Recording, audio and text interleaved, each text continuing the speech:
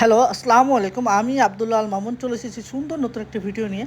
গ্রাম বাংলার মেলা বা গ্রাম্য মেলা কার না ভালো লাগে? আর সেটা যদি হয় বৈশাখী মেলা, বাংলার মেলা, তাহলে কথাই নেই। আর সেটা যদি হয় আরও মজার, মানে গ্রাম্য টাইপ মেলা যদি হয়, তাহলে তো কোনো কথাই না। চলুন বন্ধুরা, আজকে আমরা একটা শেয়ার করবো একটা মেলার গল্প, মেলার ভিডিও নিয়ে। সো এখানে কোনো এডিট ভিডিও করবো না, পুরো নর্মাল যে ভিডিওটা করি সেটাই দেখেন। এখানে হচ্ছে একটা দোকান, সেখানে হচ্ছে অনেক রকমের জিনিসপত্র পাওয়া যাচ্ছিলো, মাটির জিনিস। আর এখানে নানান রকমের খাবারের আইটেম ছিল, নিমকি, তারপর হচ্ছে হাতি ঘোড়া, তারপর হচ্ছে চানাচুর, তারপর গরম গরম পেঁয়াজু ভাজতেছিল আর বিক্রি করতেছিল।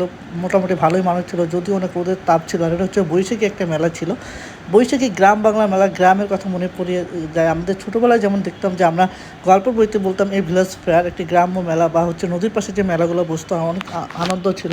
বা আমরা কিন্তু অনেকেই ছোটো বেলা বা আমাদের দাদা নানা বাবা মার মুখে শুনি যে গ্রাম বাংলার যে ঐতিহ্যটা মেলা থাকতো, মাসব্যাপী বৈশাখী মেলা হতো, সেটা যদিও এখন দেখা যায় না, তবে এটা খুবই গ্রাম্য মেলার মতোই হয়েছিল। এই যে দেখেন হচ্ছে খেলনা, নানান রকমের খেলনা আইটেম। ছোটোবেলায় হচ্ছে আমরা এই যে, তো হচ্ছে যে পাখা দেখেন, গরম, একটা প্রবাদ বাক্য আছে যে শীতকালেতে যায় না দেখা, গরমকালে প্রাণের শেখা, নামটি তার তালের পাখা। সো এখানে নানান রকমের খেলনা আছে। আর এই ভাইটা হচ্ছে নানান রকমের ডেকোরেশন, তারপর হচ্ছে ওয়ালমেট নিয়ে বসতেছিল। আর এগুলো খুব রিজনেবল প্রাইসে ছিল, যেগুলো হচ্ছে মার্কেটে কিন্তু হাই প্রাইসে থাকে। আমরা কিন্তু সেগুলো মেলা থেকে খুব রিজনেবল প্রাইসে কিনতে পারি।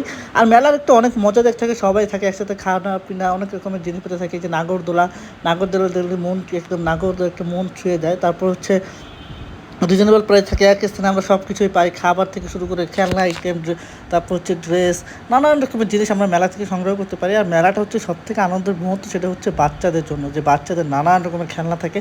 সো কান্নাকাটি থেকে, এই যে দেখেন মাটির জিনিস, আর হচ্ছে রাশেদ খানের লাচ্ছি মালাই, সো লাচ্ছি জুস ছিল। তারপরে যে মাটির নানান রকম জিনিস, মাটির ব্যাংক। সো আমরা অনেকে কিন্তু মাটির ব্যাংকে নিজেদের স্বপ্ন গুছিয়ে রাখি, টাকা গুছিয়ে রাখি, সেই টাকা দিয়ে নানান রকমের জিনিস কেনাকাটি করি। আর এই যে হচ্ছে আমি, সো হচ্ছে প্রচুর গরম আর রোদের ছিল, রোদের মধ্যে ভিডিওটা মেক করি।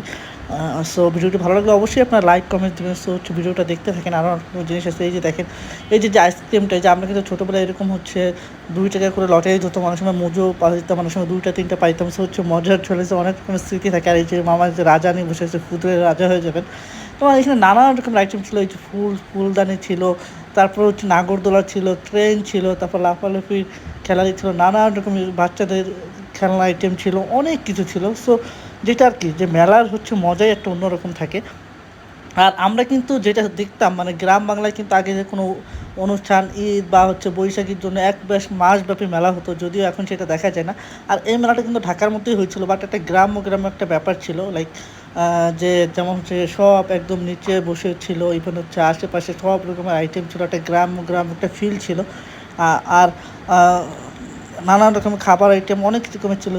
সবাইকে ধন্যবাদ আমার ভিডিওটা দেখার জন্য। যারা আমার ভিডিওটা দেখেছেন, ভালো লাগলে অবশ্যই লাইক কমেন্টস দিবেন, পাশে থাকবেন।